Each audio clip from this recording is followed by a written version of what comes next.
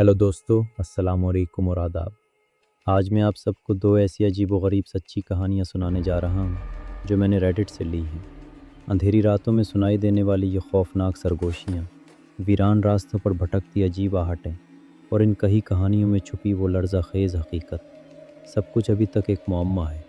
ये कहानियाँ सुनकर आप खुद फैसला करना कि ये वाकई कोई खौफनाक वाक़या था या बस किसी नफसियाती मरीज़ की शरारत थी।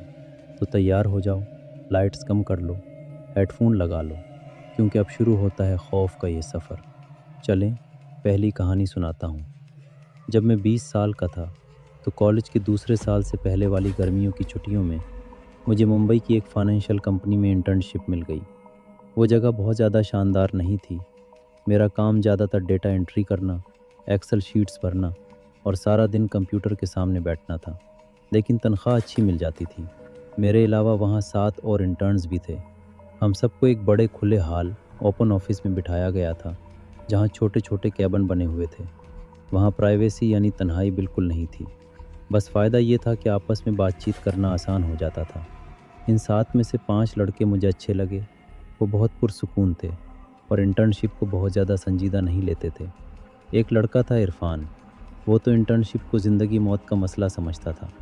कभी किसी से बात नहीं करता था, बस कीबोर्ड को इतनी ज़ोर ज़ोर से दबाता था जैसे उससे कोई पुराना बदला ले रहा हो। आकाश इन सब से बिल्कुल अलग था।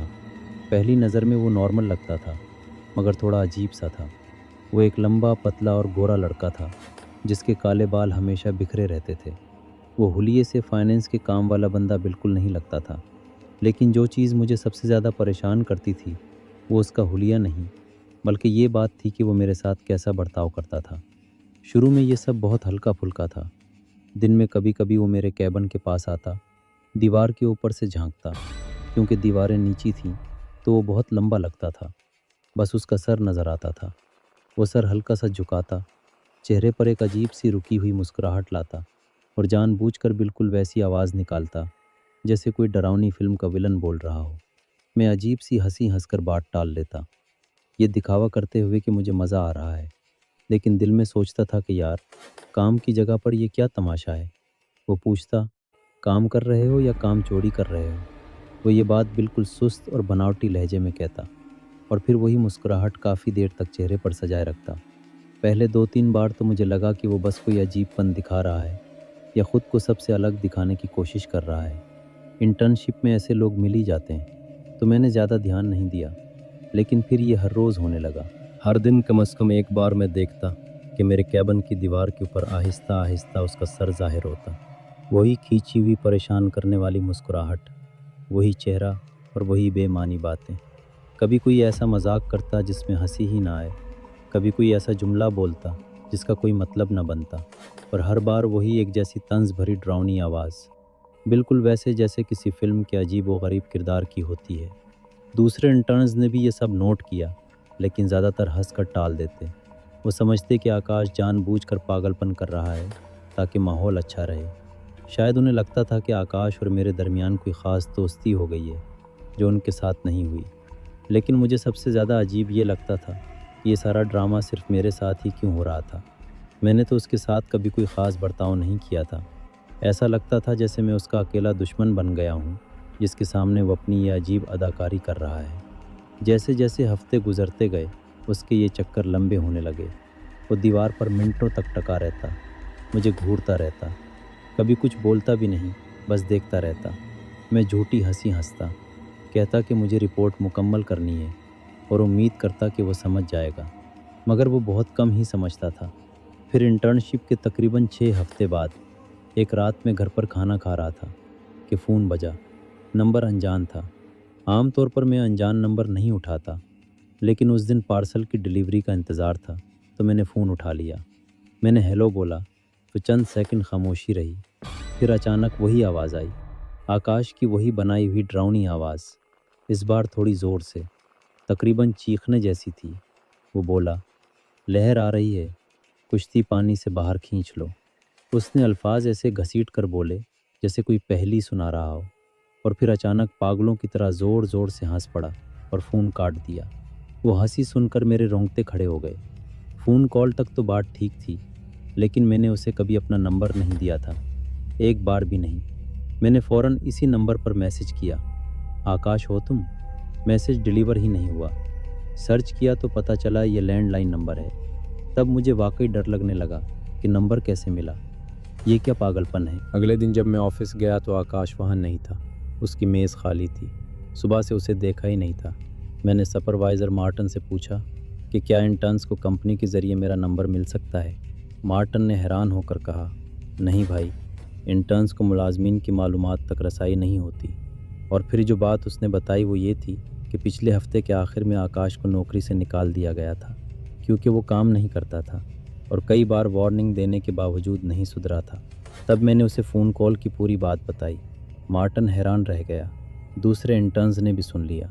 कुछ ने सर हिलाया और कहा, हाँ यार, वो तो बहुत अजीब था, हमें भी डर लगता था। मार्टन ने कहा, परेशान न हो, वो वापस नहीं आएगा, इसके आने की कोई वजह ही नहीं बनती। अगले हफ्ते 10 दिन तक मैं हर वक्त सोचता रहा कि अब कुछ ना कुछ होगा, कोई मैसेज आएगा या कोई अचानक मुलाकात होगी, लेकिन कुछ नहीं हुआ। ऑफिस की ज़िंदगी नॉर्मल हो गई। मैंने सोच लिया कि शायद मामला वाकई ख़त्म हो गया। फिर एक जुम्मा की सुबह 5:30 बजे का वक्त था। बाहर अभी अंधेरा था, बस पर्दों से हल्की सी रोशनी अंदर आ रही थी। मैं कुछ आवाज़ सुनकर जागा। लगा शायद बाहर से आवाज़ आई है। मैंने खिड़की से झांका। काश मैं न झांकता। मेरे घर के पिछले हिस्से में दरख्तों और लाइट के बीच में एक दुबला पुतला साया खड़ा था जो मेरी खिड़की की तरफ देख रहा था। अंधेरे के बावजूद मैंने उसे फ़ौरन पहचान लिया। वही दुबला जिस्म, वही गंदे बाल, बिल्कुल सीधा खड़ा। आकाश।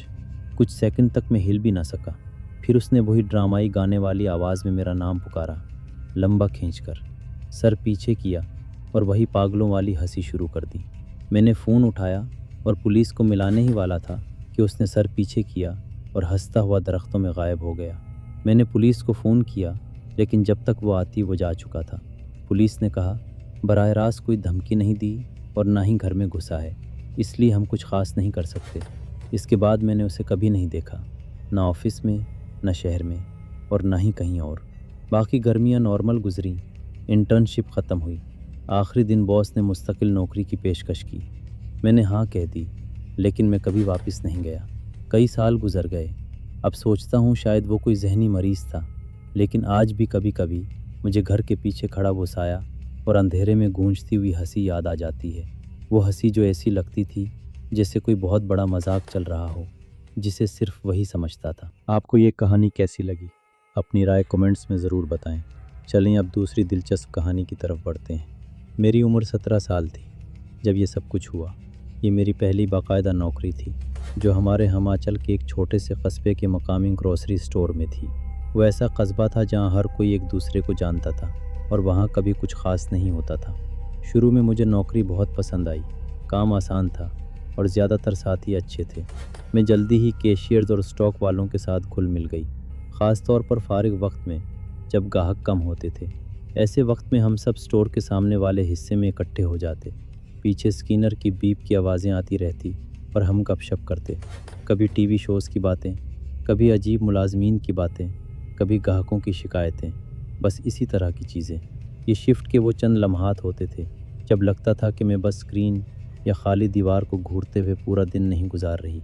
दिन में माहौल कितना आरामदेह होगा, उसका दारोमदार इस बात पर होता था कि शिफ्ट सुपरवाइज़र कौन है। अगर कोई कम उम्र सुपरवाइज़र होता तो सब सुकून करते, फ़ोन निकाल लेते और सामने खड़े होकर गप लगाते। एक साथी था जिसे मैं शुरू में ज़्यादा जानती भी नहीं थी। उसका नाम शुएब था। वो 24 साल का था, थोड़ा सा अजीब, बिल्कुल उन लड़कों जैसा जो बातों के इशारे नहीं समझते। वो बाल लंबे कर रहा था, लेकिन अभी दरमियानी लंबाई तक थे, कंधों तक नहीं पहुँचे थे। बस वो अजीब सा लगता था। वो डेयरी सेक्शन में काम करता था, तो हमारी ज़्यादा बातचीत नहीं होती थी। वो खामोश और शाइस्ता था, गुज़रते हुए बस सर हिला देता था। फिर एक दिन मुझे साथियों की ग्रुप चैट में शामिल कर लिया गया। शुएब भी उसमें था। मैंने ज़्यादा सोचा नहीं, बस शिफ्टों और बेवकूफ़ाना लतीफ़ों का ग्रुप था। लेकिन फिर शुएब ने मुझे प्राइवेट मैसेजेस करने शुरू कर दिए। शुरू में बिल्कुल नॉर्मल बातें थीं, शिफ्टों के बारे में, कौन से दिन काम कर रही हूँ वगैरह। अगले चंद हफ्तों में बात वाज़ेह हो गई कि वो करीब आने की कोशिश कर रहा है। ज़ाती सवालात, कौन सा म्यूज़िक पसंद है, शिफ्ट के बाद क्या करती हो, वीकेंड कैसा गुजरा, बस छोटी छोटी बातें। पेमेंट्स, میں نے پہلے تو زیادہ دھیان نہیں دیا، لوگ تو چھوٹی موٹی باتیں کرتے ہی ہیں نا، لیکن اس کا انداز کچھ عجیب تھا۔ کبھی کبھی کیوٹ لکھ دیتا یا ہلکا سا فلرٹ کرنے والا مذاق کرتا، مجھے عجیب لگتا، لیکن میں نے نظر انداز کر دیا۔ سوچا شاید اسے لڑکیوں سے بات کرنے کا طریقہ نہیں آتا۔ ایک اور بات، میں صرف 17 سال کی تھی اور وہ 24 کا۔ مجھے نہیں لگتا کہ کسی اور کو پتہ تھا کہ وہ مجھ سے اس طرح بات کر رہا ہے۔ جلدی ہی یہ سب کچھ ہلکا سا پریشان کن ہو گیا۔ جو کچھ میں سوشل میڈیا پر پوسٹ کرتی، اس پر کمنٹس کرتا، رات کو دیر سے میسیجز کرتا۔ دھمکی آمیز تو نہیں، لیکن ایک عجیب سی ضد تھی جو مجھے اچھی نہیں لگ رہی تھی۔ مجھے نہیں پتا تھا کہ اسے کیسے روکوں تاکہ آفس میں عجیب صورتحال نہ بنے، تو میں نے زیادہ تر نظر انداز ہی کیا۔ جیسے لوگ کہتے ہیں کہ جہاں روزی کماتے ہیں وہاں گندگی نہیں پھیلاتے۔ ایک دن میں گھر پر بیٹھ کر اسٹرینجر تھنگس دیکھ رہی تھی۔ آج بھی یہ میرا پسندیدہ شو ہے۔ نیا سیزن آیا تھا۔ میں بیڈ روم میں لگاتار قسطیں دیکھ رہی تھی اور بالکل کھوئی ہوئی تھی۔ کچھ دن بعد اسٹور پر فرنٹ پر سب اکٹھے ٹی وی شو کی باتیں کر رہے تھے۔ میں چند کیشر سے کسی اور سیریز کی بات کر رہی تھی کہ اچانک شعیب بول پڑا، تمہیں تو اسٹرینجر تھنگس پسند ہے نا؟ میں ایک دم سن ہو گئی۔ میں نے اسٹور پر کسی کو یہ بات نہیں بتائی تھی، بس سر ہلایا، بات بدل دی۔ لیکن اس نے عجیب سی مسکراہٹ دی اور واپس ڈیری سیکشن چلا گیا، جیسے کچھ ہوا ہی نہ ہو۔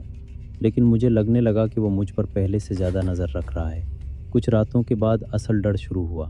میں لیٹ کر سو رہی تھی، گھر میں مکمل خاموشی تھی۔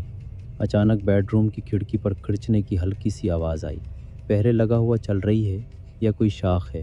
پھر دوبارہ آواز آئی، بالکل صاف، ہلکی سی ٹھک ٹھک کی آواز، ایسی جو جان بوجھ کر ڈرانے کے لیے کی جاتی ہے۔ میں اٹھی، پردے ہٹا کر جھانکا۔ دل میں سوچ رہی تھی کہ شعیب باہر کھڑا ہوگا، لیکن باہر کوئی نہیں تھا۔ میں نے خود کو سمجھایا کہ کچھ نہیں ہے، لیکن دماغ میں شعیب کا اسٹرینجر تھنگز والا سوال گھوم رہا تھا۔ کچھ دن بعد اس نے دوبارہ میسج کیا۔ اس بار میں نے نظر انداز نہیں کیا، میں نے صاف لکھ دیا، مجھے کوئی دلچسپی نہیں ہے ہیرے، مہربانی کر کے مجھے میسج نہ کیا کریں۔ اس کا فوراً جواب آیا، اچھا ٹھیک ہے، ایڈریس بدلتے وقت گڈ لک۔ بس ایک پاگلوں والا میسج جسے بھیجنے سے پہلے اس نے نتائج کے بارے میں سوچا بھی نہ ہوگا۔ اس نے میرے سارے شک سچ کر دکھائے۔ میں نے سارے میسیجز محفوظ کیے اور اسکرین شاٹس لیے۔ سیدھا مینیجر کے پاس گئی اور ساری بات بتائی۔ مینیجر حیران ہوا اور بولا، فکر نہ کرو، ہم سنبھال لیں گے۔ پاپا کے ساتھ تھانے گئی، رپورٹ لکھوائی، میسیجز دکھائے، کھڑکی والا واقعہ بھی بتایا اور کہا کہ مجھے لگتا ہے شعیب میرا پیچھا کر رہا ہے۔ اگلے دن شعیب کو باس نے بلایا اور وہ واپس نہیں آیا۔ اسے فوراً نوکری سے نکال دیا گیا اور پولیس نے عدالتی حکم ریسٹریننگ آرڈر کی کارروائی شروع کر دی۔ مجھے لگا کہ شاید اب قصہ ختم ہو گیا، لیکن جلدی ہی سمجھ آ گیا کہ کچھ بھی ختم نہیں ہوا۔ پابندی کا حکم تو ہے، لیکن اگر وہ واقعی پاگل ہے تو ایک کاغذ کا ٹکڑا اسے کیا روکے گا؟ میں دروازے 10 بار چیک کرتی، انجان نمبرز فوراً بلاک کر دیتی اور کسی کو اپنی مصروفیات نہیں بتاتی تھی۔ ہفتوں تک وقت ایسے ہی گزرا۔ رات کو اٹھتی تو لگتا کوئی باہر ہے، خود کو بار بار یاد دلاتی کہ قانون اسے روکتا ہے، وہ قریب نہیں آ سکتا۔ لیکن ڈر اصلی تھا۔ آہستہ آہستہ جیسے جیسے ہفتے مہینوں میں بدلے، پریشانی کم ہوئی۔ کوئی واقعہ نہیں ہوا، کوئی رابطہ نہیں ہوا، کوئی اچانک نظر نہیں آیا۔ پابندی کے حکم نے کام کیا اور زندگی آہستہ آہستہ نارمل ہو گئی۔ میں اکیلی باہر جانے لگی، سونے سے پہلے کھڑکی بار بار چیک کرنا چھوڑ دیا اور آخر کار شعیب کو بالکل بھول گئی۔ بہت وقت لگا مکمل طور پر محفوظ محسوس کرنے میں۔ اس تجربے نے مجھ پر اثر چھوڑا تھا۔ میں اپنے ارد گرد کے ماحول سے زیادہ چوکنا ہو گئی، نئے لوگوں سے محتاط رہنے لگی، خاص طور پر ایسی جگہوں پر جہاں اکیلی ہوتی۔ میں نے سیکھ لیا کہ اپنی چھٹی حس پر بھروسہ کرو اور کوئی بھی عجیب رویہ چاہے کتنا ہی چھوٹا ہو اسے سنجیدگی سے لو۔ پیچھے مڑ کر دیکھوں تو سب سے زیادہ ڈر اس بات کا نہیں کہ شعیب نے واقعی مجھے نقصان پہنچایا ہوتا، سب سے زیادہ ڈر اس بات کا ہے کہ ایک بالکل نارمل، عجیب سا، بے ضرر لگنے والا آدمی کتنی جلدی خوف کا باعث بن سکتا ہے۔ یہ چھوٹی چھوٹی بے ضرر لگنے والی باتوں سے شروع ہوتا ہے، میسیجز، سوالات، کمنٹس، اور پھر ایک دم سنگین ہو جاتا ہے۔ اب کئی سال گزر گئے ہیں، میں دوسرے شعیب نے کبھی جسمانی طور پر کچھ نہیں کیا، لیکن نفسیاتی اثر اتنا تھا کہ مجھے شک ہو گیا کہ میں کبھی واقعی محفوظ تھی بھی یا نہیں۔ تو اگر کبھی نوکری پر کوئی ساتھی حد پار کرے، چاہے ہلکا سا ہی، اسے سنجیدگی سے لو۔ اسے بس عجیب پن یا بے ضرر فلرٹنگ سمجھ کر نظر انداز نہ کرو۔ شاید پہلے یہ زیادہ لگے، لیکن یہ آپ کو خوف کے مہینوں سے بچا سکتا ہے، یا اس سے بھی برے حالات سے، کیونکہ کبھی کبھی خطرہ بالکل واضح نہیں ہوتا۔